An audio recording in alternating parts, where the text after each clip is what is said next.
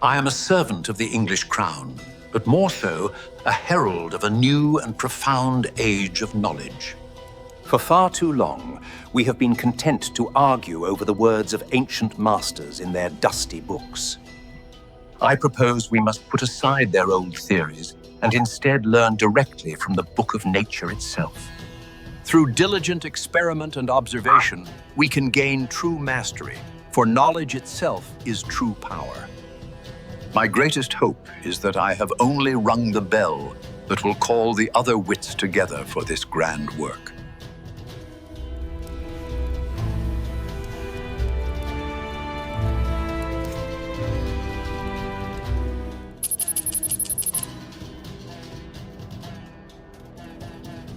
I am a solitary wanderer who sought truth not in old books, but in the quiet chambers of my own mind.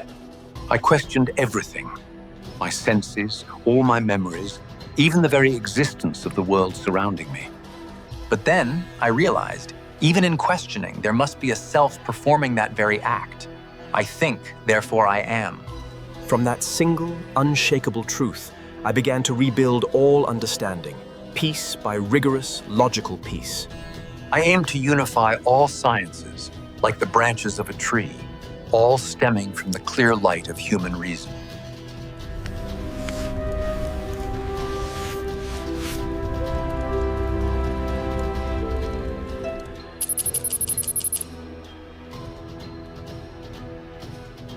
I am a simple lens grinder, but my mind seeks the infinite, the ultimate truth of all existence. I was cast out for questioning old doctrines, for seeing the divine not as a king, but as the very fabric of nature itself. There is but one substance, I argued. God and nature are one, an infinite, eternal, and indivisible whole. Our emotions, our passions, they are not flaws, but natural consequences, understandable through geometry and reason. To truly be free is to understand necessity, to find serenity in knowing our place within the grand, eternal order.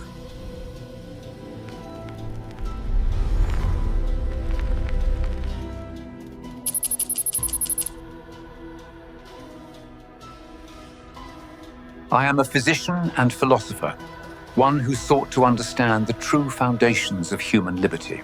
I saw the newborn mind not as a pre-written book, but as a clean, empty page waiting for life's first mark. A ruler's true authority does not come down from heaven, but must rise up from the people they govern. Every person is born with natural rights to life, to liberty, and to the holding of their own possessions. The true purpose of any just government is to protect these inherent rights, nothing more, nothing less.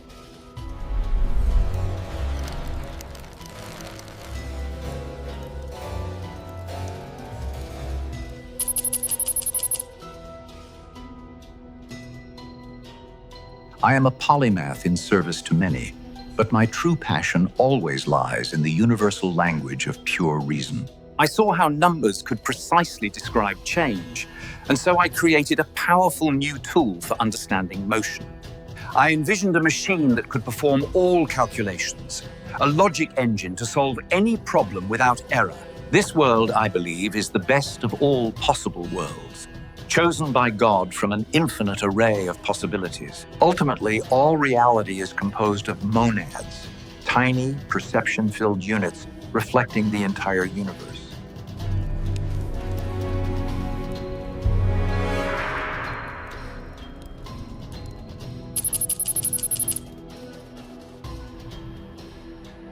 I am a scholar who sought to understand the very essence of laws, the fundamental principles that elevate or undermine societies. I warned that when the crown that dictates the law also wields the scepter that enforces it and holds the gavel that judges it, I have keenly observed that the physical climate of a region greatly shapes the character of its people and the very nature of their laws. Governments are driven by a single spirit: virtue for republics, honor for monarchies, and crushing fear for despotisms. The only sure defense against the concentration of power is a system where power itself is designed to restrain power.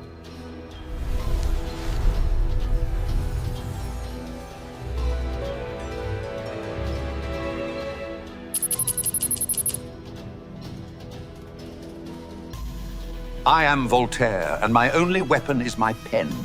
With it, I wage war on superstition, fanaticism, and tyranny. Though I may disapprove of what you say, I will defend to the death your right to say it. I, Voltaire, say we must crush the infamous thing.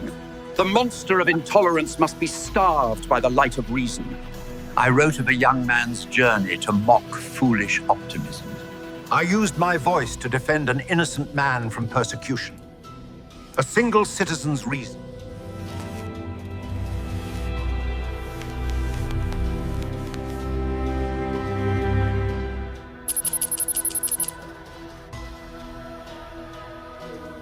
I am David Hume, and I argue that all our ideas are but faint copies of our impressions.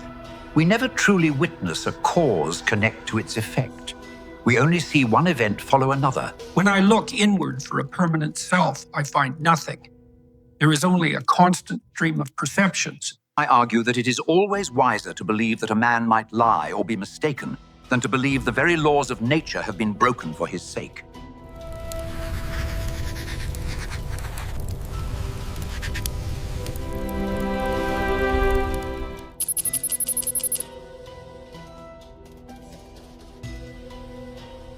I am Jean-Jacques Rousseau, and I declare that man is born free, and everywhere he is in chains. The first person who enclosed a piece of land and had the audacity to say, "This is mine." I believe that in the pure state of nature, before cities and laws, man was a noble savage, guided by simple pity. A true social contract is one where all citizens unite under a general will for the common good, trading a lesser individual freedom for a far greater collective liberty. A proper education must follow the natural course of a child's growth, teaching them through direct experience with the world, not just through the rote memorization of books.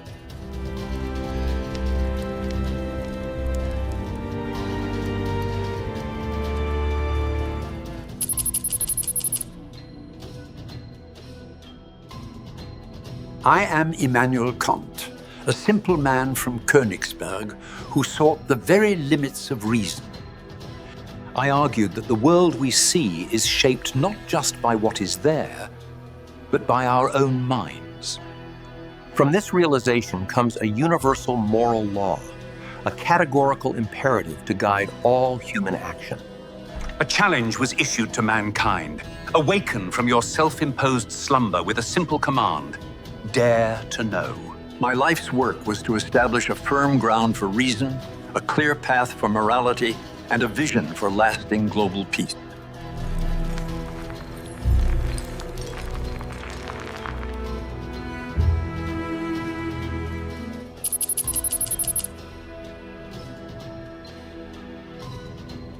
I am a moral philosopher who sought to understand the true source of a nation's prosperity. I saw that by dividing one great task into many small ones, productivity could multiply immensely. An invisible hand, I argued, often guides the pursuit of self-interest to serve the common good. True wealth, I found, is not in gold, but in the free and open exchange of goods and labor. Yet, one must never forget that all markets ultimately rest upon a foundation of human sympathy.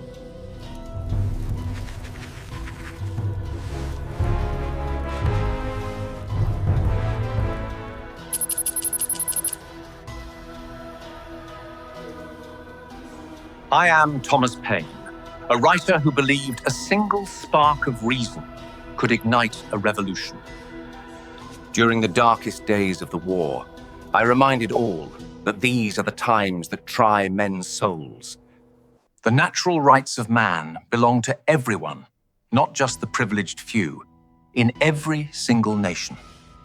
My country has always been the world, and my religion, I have always said, is simply to do good.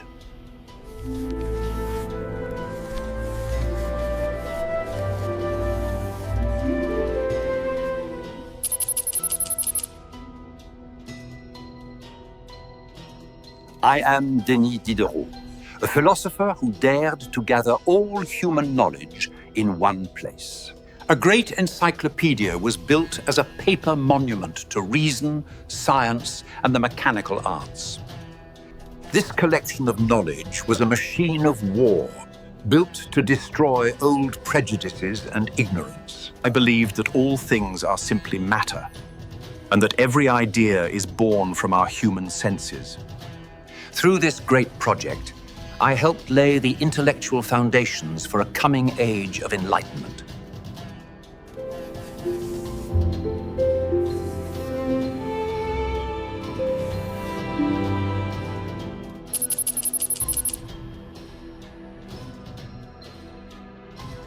I am Jean Leron d'Alembert, a mathematician who sought a logical map for all human knowledge. In a preliminary discourse, I charted this knowledge as a great tree, from its roots to its highest branches. With my colleague, I helped edit the Great Encyclopedia, a powerful machine for the Enlightenment. It was my belief that the universe's laws could be described with the pure elegance of mechanics. Our great work was to build a monument of paper for every future generation of free thinkers.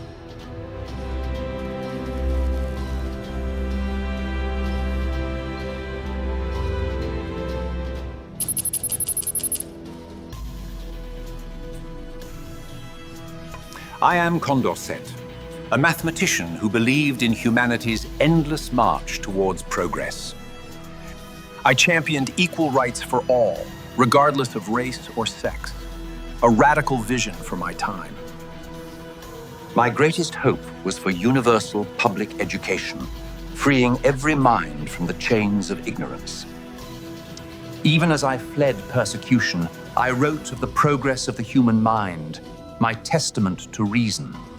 I saw the future not as an end, but as a continuous journey, each generation nearing human perfection.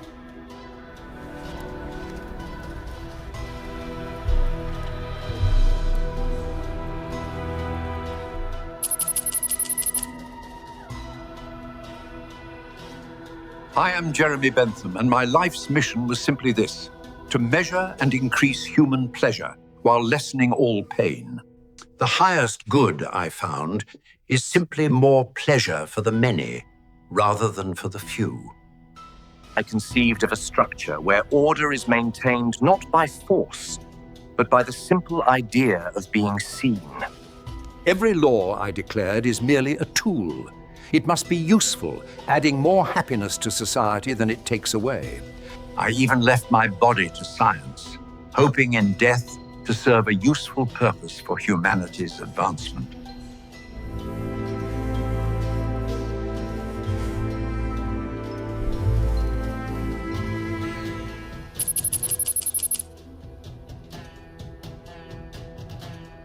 I am a German philosopher who sought the unique soul, the true spirit of every single nation.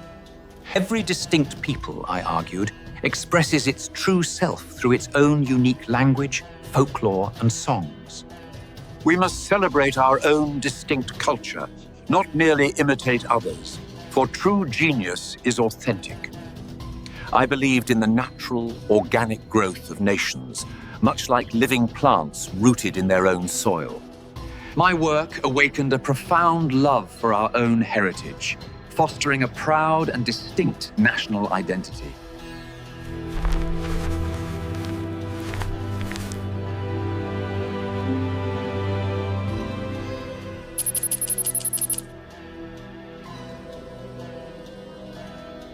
I am a writer who raised my voice for reason and liberty, demanding justice for half of humanity. My major work argued that women are rational beings, not mere decorative playthings for men. Education, I declared, is the true key to unlocking a woman's mind and granting her real independence. I saw women as full citizens, capable of virtue and deserving of complete equality in society. Let women be truly rational creatures, and the world will finally see justice, stability, and true freedom.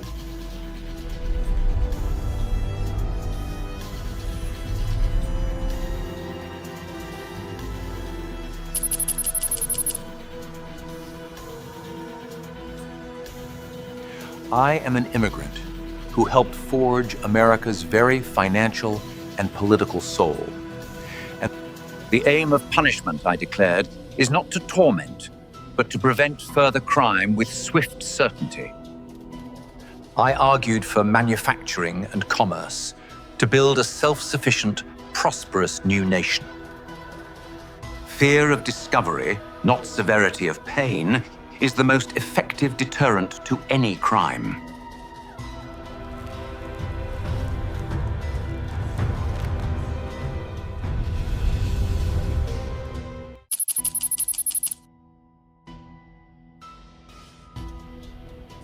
I am an immigrant who helped forge America's very financial and political soul. I envisioned a strong national government, uniting disparate states under one powerful federal vision. I took America's debts, built a national bank, and forged a powerful, unified national credit from nothing.